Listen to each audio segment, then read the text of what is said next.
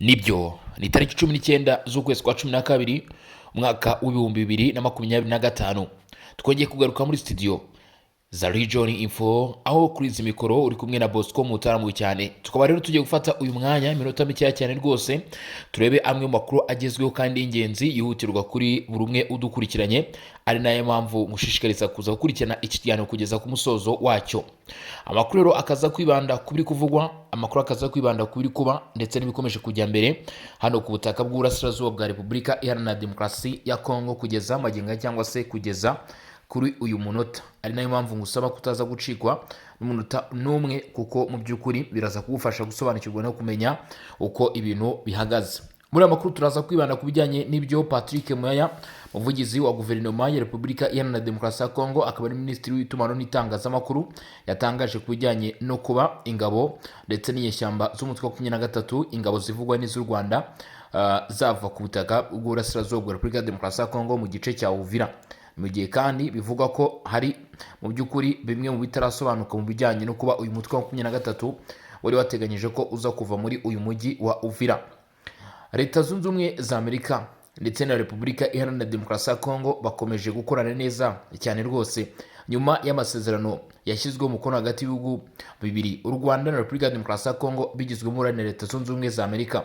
Ntabwo ibyo nje kugarukaho, ahubwo nk'uko nari mbikubwiye, Leta ya Repubulika Demokarasi ya Kongo ndetse na Leta Zunze Ubumwe za Amerika bakomeje imikoranire neza, kuko kuri ubu ngubu Madamu Judith Suminwa Turuka yatangaje umunsi wo gutangiza ibijyanye n'ishoramari hagati ya Repubulika Iharanira Demokarasi ya Kongo ndetse na Leta Zunze Ubumwe za Amerika. Uyu uhagarariye guverinoma y'iki gihugu kugeza kuri ubu ngubu yatangaje byinshi, mu gihe kandi kugeza magingo aya ngaya bivuga ko bihamya ndetse bigaragaza ko umutekano ukomeje kuba wazamba, bikomeje kurushaho kwiyongera hano kuri ubu butaka. Ibi bikajyana n'ubwicanyi bukomeje gukorwa mu bice bigiye bitandukanye. Inteko ishinga amategeko irimo kuganira n'abashinzwe umutekano mu rwego rwo guhangana n'ikibazo cy'ihungabana ry'ubukungu ryaturutse ku bijyanye n'ihungabana ry'umutekano, nk'uko byatangajwe n'abagize ubutegetsi bwa Repubulika Iharanira Demokarasi ya Kongo. Kugeza uyu munsi kandi andi makuru aremeza ko hari bimwe mu bice byafunzwe biri kugira ingaruka zikomeye cyane. N'ifungwa ry'umupaka uhuza Repubulika Demokarasi ya Kongo n'u Burundi,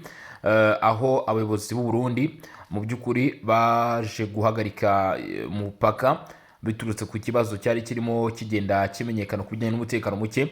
Birongo bikaba byarateye ingaruka zitaziguye ku mujyi wa Kreme, mu rwa mukuru ntara ya Tanganyika.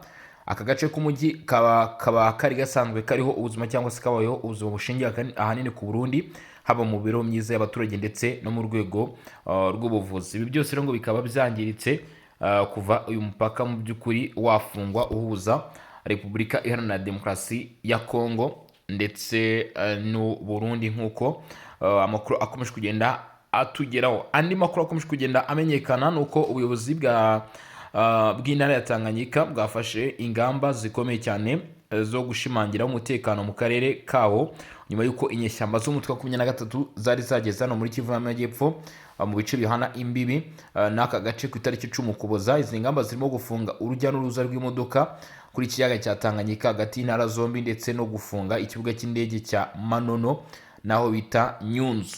Ibi bice rero bikaba bigomba gukorwa. Hari n'ibindi birero byinshi tuza kugenda tugarukaho cyangwa se turebera hamwe, dore ko kugeza kuri ubu ngubu magingo aya andi makuru akomeje kugenda amenyekana. Katari hashyizweho itsinda rishinzwe kugenzura ndetse no kwihutishirwa mu bikorwa ry'amasezerano y'ubufatanye, ubwo ni ukuvuga hagati y'umutwe wa 23 hagati ya Repubulika Demokarasi ya Kongo ndetse n'icyo gihugu cya Katari. Murabizi ko bari gukorana. Ni mu gihe kandi guverinoma ya Repubulika Demokarasi ya Kongo irimo igerageza guhumuriza abaturage ba Kongo mu minsi mikuru y'imera z'umwaka, ndetse no kumva ko bari hamwe n'igihugu. Masisi, inyeshyamba z'umutwe wa 23 zongeye kugerageza kwigarurira uduce tugiye dutandukanye hafi ya Nyabiyondo. Ibi byakozwe ku wa 4 ku munsi w'ejo hashize. Ubu rero tukaba tugiye kureba amwe mu makuru y'ingenzi agezweho aka kanya kuri wa 5, ndetse turaza kunyarukira mu bice bigiye bitandukanye nk'uko mwakomeje kugenda mubyumva. Ariko unyemerere duhere muri Katari, dukubite Leta Zunze Ubumwe za Amerika, ubundi tugaruke hano muri Repubulika Iharanira Demokarasi ya Kongo. Nk'uko ibitangazamakuru bigiye bitandukanye yaba muri Repubulika Demokarasi ya Kongo, hano mu karere ka Afurika y'ibiyaga bigari ndetse no mu karere ka Katari, ibitangazamakuru bigiye bitangaza byakomeje kugaragaza ko ibijyanye n'imikoranire hagati ya Qatar ndetse na leta ya Repubulika Iharanira Demokarasi ya Kongo biri kurushaho gutezwa imbere, by'umwihariko muri izi mpera z'umwaka, ndetse no kuva iki gihugu cya Qatar cyatangira kwinjira mu isinyishwa ry'amasezerano hagati mu bwumvikane n'umutwe wa 23 urwanya ubutegetsi bw'iki gihugu ndetse na Repubulika ya Demokarasi ya Kongo. Icyakoza n'ubundi Qatar yari isanzwe ari umufatanyabikorwa wa hafi wa Repubulika ya Demokarasi ya Kongo, ariko kuri ubu muri izi mpera z'umwaka bigaragara ko ibi byarushijeho kuba mu by'ukuri byakwiyongera, no kuvuga ubu bufatanye. Urugendo rwa Emir wa Qatar Sheikh Tamim bin Hamad Al Thani i Kinshasa mu murwa mukuru wa Repubulika ya Demokarasi ya Kongo rwaje rusozwa hasinywe amasezerano agera kuri 6 yumvikanweho y'ubwumvikane. Amasezerano y'abakubiyemo ibice by'ingenzi ku buzima bw'igihugu burimo ubwikorezi, ubutabera, imibereho myiza y'abaturage, diplomasi ndetse n'urubyiruko. Nk'uko mu nyandiko zagaragazaga ibijyanye n'ibyaganiro hagati ya Sheikh Tamim bin Hamad Al Thani ndetse na President Antoine Felix Tshisekedi Tshilombo bagiranye byagaragaye. Ku ruhande rw'ubwitabire bwe mu nama ya 11 y'inama y'ibihugu bigize amasezerano y'umuryango w'abibumbye mu kurwanya ruswa, ni inama yateraniye i Doha muri Qatar ku itariki 15 kugeza tariki 19. Uyu munsi wa none akaba aribwo iyi nama igomba kurangira uyu mwaka 2025 cyangwa se tariki 19 Ukuboza nyine uyu mwaka w'2025. Minisitiri w'ubutegetsi bw'igihugu akaba na minisitiri w'ubutabera akaba n'ubika impapuro z'ibijyanye n'umutekano bamwita Guillaume Ngefa yakiriwe na mugenzi wa Qatar minisitiri w'ubutabera Ibrahim bin Isa Al Hassan Al Muhannadi, nk'uko bigaragara ku nyandiko z'ibitangazamakuru byo muri Qatar ndetse no muri Repubulika ya Demokarasi ya Kongo, yewe n'ibyatangajwe n'aba bayobozi. Nk'uko ishami rishinzwe itumanaho rya Minisiteri y'Ubutabera ya Repubulika Iharanira Demokarasi ya Kongo, igihugu cy'igituranye n'u Rwanda, ribivuga, ibiganiro byibanze ku gushimangira ubufatanye mu bucamanza hagati ya leta ya Repubulika ya Demokarasi ya Kongo na Qatar. Yemwe nyuma y'amasezerano y'ubufatanye mu bucamanza hagati y'ibihugu byombi aherutse gusinywa, Minisiteri y'Ubutabera yagize iti intego nyamukuru y'iyi nama kwari ukureba uburyo bufatika bwo gushyira mu bikorwa aya masezerano. Nyuma y'ibiganiro hafashwe icyemezo cyo gushyiraho itsinda rihuriweho hagati ya za minisiteri zombi rishinzwe kugenzura ndetse no kwihutisha ishyirwa mu bikorwa ry'amasezerano y'ubufatanye mu bucamanza. Iyi nama igaragaza intambwe ikomeye itegura ubufatanye bukomeye mu rwego rw'ubutabera hagati ya Repubulika Iharanira Demokarasi ya Kongo na Qatar. Icyakoze hagati aho uku kurushaho gukorana hagati ya Qatar ndetse na Repubulika Iharanira Demokarasi ya Kongo, abagize n'abashyigikiye umutwe wa 23 bavuga ko biteye impungenge cyane kubera ukuntu Qatar ikomeje kwegerana cyangwa se bavuga ko ikomeje kwiyegereza Repubulika ya Demokarasi ya Kongo, bakagira impungenge n'ubwoba ko ibishobora kuzangiza bigatera ihungabana ku masezerano ari hagati y'umutwe wa 23 ndetse na Repubulika ya Demokarasi ya Kongo ahagarariwe na Qatar nk'umwunzi.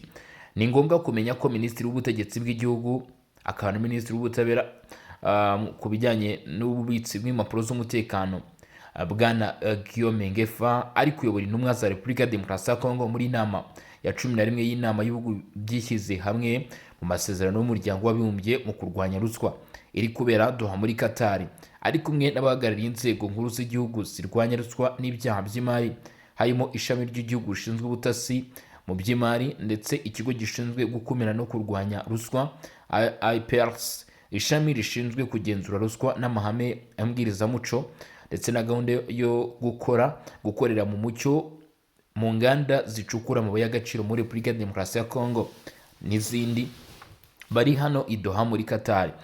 Minisiteri y'Ubutabera yagize iti Repubulika ya Demokarasi ya Kongo, leta iri mu masezerano yatanze incamake ku ntambwe zatewe n'ibyo Repubulika ya Demokarasi ya Kongo irimo gukora kuri ubu. Amabwiriza yerutse gutangwa ku nzego z'ubutabera za gisirikare n'iza gisivili zirwanya uburiganya mu bucukuzi bw'amabuye y'agaciro no kwambura ubutaka n'imitungo na bimwe mu bigize uyu mugambi ukunze kuvugwa mu kurwanya ruswa. Umuhuza ukomeye hamwe na Leta Zunze Ubumwe za Amerika mu bibazo biri hagati ya Repubulika ya Demokarasi ya Kongo ndetse n'u Rwanda ndetse no mu makimbirane ari hagati ya Kinshasa n'inyeshyamba z'umutwe wa 23, Emir wa Qatar Sheikh Tamim bin Hamad Al Thani ubwo yagiraga uruzinduko rw'akazi Kinshasa kuwa 5 tariki 21 Ugushyingo 2025. Aha niho yahuye na Perezida wa Kongo Felix Tshisekedi mu kigo muri aka gace ka Afurika nyuma y'amasaha 24 gusa asuye u Rwanda nibwo yakiriwe rero ahangaha kuri iyi nyubako na Repubulika Demokarasi ya Kongo. Uru rwari uruzinduko rwa mbere rwemewe Sheikh Tamim yagiriye muri Kongo. Ku bayobozi ba Kongo uruzinduko rwari urw'amateka. Urwa mbere rwakozwe n'umukuru w'igihugu wa Katari muri Repubulika Demokarasi ya Kongo ni kimwe mu bigize gushimangira umubano n'ubukungu hagati y'ibihugu byombi. Nyuma yo guhura na Felix Tshisekedi hakurikiye ibiganiro bigari, hashyizweho umukoro ku nyandiko zigizwe zigaragaramo ingingo 6 z'ubwumvikane zivuga ku nzego zitandukanye z'ubuzima bw'igihugu muri sekiteri zose: ubwikorezi, ubutabera, imibereho myiza y'abaturage, diplomasi ndetse n'urubyiruko. Mu basinye amasezerano muri Kongo harimo Jean Pierre Bemba Gombo, minisitiri w'intebe wungirije akaba na minisitiri w'ubwikorezi ndetse itumanaho n'iterambere ry'icyaro, Tracy Kayikwamba Wagner, minisitiri w'ubutegetsi bw'igihugu akaba na minisitiri w'ububanyi n'amahanga, ubutwererane mpuzamahanga, francophonie ndetse n'abanyekongo batuye mu mahanga. Hari kandi Grace Emictino, minisitiri w'urubyiruko n'ubukangurambaga bw'igihugu. Ku ruhande rwa Katari umukono washyizweho na minisitiri w'ubutegetsi bw'igihugu akaba na minisitiri w'ububanyi n'amahanga, Dr Muhammad bin Abdulaziz bin Nisari Al Khalif, nk'uko byagaragajwe rero n'izi nyandiko. Dukubutse ku bijyanye n'uyu mushinga Katari irimo kugerageza gutegura ubwumvikane ndetse n'imikoranire ya Repubulika Demokarasi ya Kongo mu kurushaho guteza imbere ishoramari ry'abatuye iki gihugu, hari andi makuru yamenyekanye nk'uko nakomeje kugenda mbivuga mu gutangira. Mu by'ukuri aya makuru ni ibijyanye rero n'imikoranire hagati ya Leta Zunze Ubumwe za Amerika ndetse na Repubulika Iharanira Demokarasi ya Kongo. Minisitiri w'Intebe Judith Suminwa Turuka yatangaje ko mu by'ukuri hari igikorwa cyo gukurikirana mu rwego rwo hejuru ndetse no kuzirikana ku rwego rwo hejuru urugaga rw'ubucuruzi rugomba kubaho hagati y'Abanyamerika na Repubulika Demokarasi ya Kongo ku bufatanye na Ambasade ya Leta Zunze Ubumwe za Amerika. Ku wa kane tariki 18 Ukuboza nibwo iyi nama yaje guhuza Perezida wa Repubulika, aho yibanze ku nsanganyamatsiko igira iti ubufatanye bwa Repubulika Demokarasi ya Kongo na Leta Zunze Ubumwe za Amerika, imbogamizi, amahirwe n'iterambere rishya ry'ishoramari. Amakuru atugeraho avuga ko iyi ntambwe itewe mu gihe hari ibiganiro bindi byagiye bibaho muri gahunda yabereye mu nama y'ubukungu n'ishoramari hagati ya Amerika na Repubulika Demokarasi ya Kongo yabereye i Washington DC mu kwezi gushize, aho inama yagaragazaga icyifuzo cy'ibihugu byombi mu gukurikirana imihigo yahizwe hibandwa ku ishoramari ry'abikorera nk'ishingiro ry'iterambere rirambye. Hari imihigo ya guverinoma ya Repubulika Demokarasi ya Kongo. Mu ijambo rye Minisitiri w'Intebe yibukije ko ubufatanye hagati ya Leta Zunze Ubumwe za Amerika na Leta ya Repubulika Iharanira Demokarasi ya Kongo bushingiye ku cyemezo rusange. Yagize ati ishoramari ryigenga rishinzwe ubwitange niryo rituma ubukungu bwiyongera, guhanga udushya ndetse no guhanga imirimo irambye. Akomeza agira ati kuri guverinoma ya Kongo gukurura abashoramari b'Abanyamerika bivuze gutangira mu by'ukuri environment igomba kuba ihamye kandi yemewe, yujuje ibisabwa ku rwego mpuzamahanga kandi bigamije kugarura umusaruro ufatika. Hari icyizere ku Banyamerika ku bushobozi bw'Abanyekongo. Ku ruhande rwe Ambasaderi wa Leta Zunze Ubumwe za Amerika muri Repubulika Demokarasi ya Kongo Lucky Tamani yongeye kwemeza ko igihugu cye gifite icyizere mu bushobozi bw'ubukungu. Ati twizeye ko iki gihugu hamwe n'amahirwe menshi gifite gishobora kuba ahantu heza ho gukura abashoramari ku giti cyabo. Ibi bigo bizafasha guhanga imirimo ku rubyiruko ndetse no gushyigikira ishoramari mu bikorwa by'abakozi, bityo bigafasha Repubulika Demokarasi ya Kongo gutera imbere mu ruhererekane rw'agaciro mu karere ndetse no ku isi.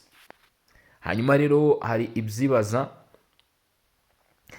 Yannick Sekamumu uhagarariye urugaga rw'abacuruzi b'Abanyamerika muri Repubulika Demokarasi ya Kongo yashimangiye akamaro k'urwego rwa politiki. Ati gusinya amasezerano y'amahoro hagati ya Repubulika Demokarasi ya Kongo n'u Rwanda bifungura igihe gishya cy'icyizere ndetse n'inshingano. Amahoro si icyifuzo cya politiki gusa, ni inshingano, ni ingenzi ku iterambere ry'ubukungu, guhanga imirimo ndetse no gukurura ishoramari ry'Abanyamerika. ibi byose ni ibyavuzwe, ni ibyakomeje gutangazwa. Dukomeza n'izindi ngingo zirimo zirushaho kumenyekana. Amakuru atangazwa aravuga ko umutwe wa 23 kuri uyu wa kane utigeze uva Uvira. Ubwo bigeze kuri uyu wa gatanu rero ibintu bitarahinduka, ntabwo rero ngo ibikuba muri Uvira bisobanutse neza.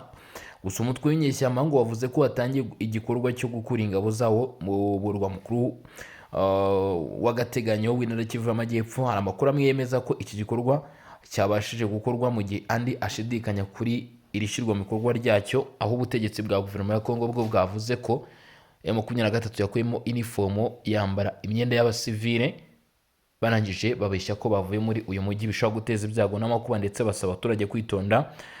Kuwa kane mu gitondo umujyi wa Uvira wabyutse utuje nk'uko amakuru aturuka muri aka gace abivuga. Abaturage bakomeje ibikorwa byabo bisanzwe, nubwo hari ibihuha byinshi byavuga ko inyeshyamba zagiye, nk'uko byatanzwe n'umwe mu batangabuhamya. Ibi bikaba byongeye kugaragaza ko umujyi wa Uvira waba ukirimo abagize uyu mutwe. Ibimenyetso kuva kuri Kamanyura, kuva ku mugoroba wo kwa gatatu, abatangabuhamya benshi bavuze ko abarwanya 23 barimo kuva mu mujyi bafite ibikoresho byabo bya gisirikare berekeza mu majyaruguru, berekeza no kuva Kamanyura aho bari basanzwe bari. Umuntu ukomeye muri Uvira agaragaza ko amwe mu mazu yari yigaruriwe n'inyeshyamba, cyane cyane mu gace ka Nyamiyanda, yamaze kubohorwa. Andi mu by'ukuri hari abarwanyi bakiyarimo, ariko suko ibintu byose byakowe kugeza ubu. Bimwe bigaragara ko ku muhanda ujya Burundi, mu gihe ibindi bizwi nkanga kuri polisi hakiri ingorabahizi n'ibibazo. Bivugwa ko rero nihatagira igikorwa mu by'ukuri, cyangwa se hakenewe ko hari icyagombaga gukorwa kugira ngo ibintu bibashe gusobanuka ndetse no kuba byajya mu buryo neza. Ariko tutitaye kuri ibi cyane, guverinoma ya Repubulika Iharanira Demokarasi ya Kongo isa naho yateguye gahunda igomba gushishikariza abaturage muri ibi bihe byo kwitegura iminsi mikuru. Guverinoma ya Repubulika Iharanira Demokarasi ya Kongo rero bashyize hanze inyandiko igaragaza, cyangwa se inyandiko yongera kwerekana uko abaturage bagomba kwitwara. Minisitiri w'Intebe wungirije ushinzwe umutekano imbere mu gihugu Jackman Shabani kuri wa kane ku munsi w'ejo tariki 18 Ukuboza mu cyumba cy'inama y'inteko ishinga amategeko cy'ingoro y'abaturage, inama ya komite y'umutekano ku ntara ahagutse ngera kuri komite z'umutekano zo mu nzego z'ibanze mu turere, harebwa uko umutekano uhagaze mu gihugu, kandi hashyirwaho ingamba zo kwemera abaturage ba Kongo kumara umwaka wose nta mpungenge, mu gihe hari inzego za polisi y'igihugu Kinshasa n'inzego z'ubutasi, abimukira, guverineri w'umujyi wa Kinshasa, abayobozi b'amakomine n'abayobozi b'uturere. Ikiganiro cyaje kwibanda kandi ku kumenya, gusesengura ndetse no gusuzuma ibisubizo by'ibibazo byose by'umutekano muke bimaze amezi menshi byugarije uyu murwa mukuru. Inama y'umunsi yari ikurikira icyemezo cy'amabwiriza byatanzwe n'inama y'abaminisitiri ya nyuma, ivuga ko intara zacu 23 za Repubulika ya Demokarasi ya Kongo zigomba gufata ingamba z'umutekano kugira ngo abaturage bacu barusheho kwishimira ibiro byo kurangiza umwuka. Ati twasabye intara zitandukanye gutumiza komite z'umutekano zagutse kubera ko turi mu murwa mukuru. Minisitiri w'ubutegetsi bw'igihugu yafashe iya mbere yo guhura n'umutwe wa 23, aho guverinoma, abayobozi b'amakomine ndetse n'abayobozi b'uturere bakomeza gusabwa kuba maso, ndetse nabo ubwabo bagakomeza gukurikirana bakamenya uko ikibazo giteye. Umuyobozi w'umutekano w'igihugu yijeje ko abaturage ba Kinshasa by'umwihariko bazamara iminsi mikuru y'impera z'umwaka mu bihe byiza, bitewe n'ibyemezo bimwe na bimwe n'amabwiriza y'umutekano byagaragaye muri izi komite zagiye zishyirwaho. Ati rero tuzi neza ko ikibazo cy'umutekano igihugu kirimo gihura nacyo bikomeye cyane. Bwana Shabani avuga ko abagize komite z'umutekano bose bagomba kuba maso, uretse kuba turi mu bihe by'iminsi mikuru ari nabyo bihe by'ubugizi bwa nabi n'ubujura, amaso yabo akunze guhinduka, ndetse asaba ko rwose hagira igikorwa vuba kandi bigakorwa mu maguru mashya nta gutinda, kubera ko igihugu kibikeneye cyangwa se ari ngombwa. Ni icyo guverinoma ya Repubulika ya Demokarasi ya Kongo rero irimo itegurira abantu muri ibi bihe. Ku bijyanye n'amakuru y'imirwano Masisi, havuzwe imirwano mishya yongeye kugaragara cyangwa se yongeye kujya ahabona. Inyeshyamba z'umutwe wa 23 na Wazalendo bongeye guhangana ku wa kane tariki 18 Ukuboza aho bita Kinyumba ndetse na muri Masisi, nk'uko amakuru aturuka muri ibyo bice bivuga. Izi nyeshyamba zikaba zakajije ibirindiro bya Kinyumba biri mu birometero 10 uvuye Nyabyondo. Ku ruhande rwa Pinga, mu kwezi gushize bagabye ibitero ku birindiro bya Wazalendo ku isasanze mu gitondo. Bagerageje kugarura umudugudu ariko ntibagira icyo bageraho nk'uko bari babigambiriye.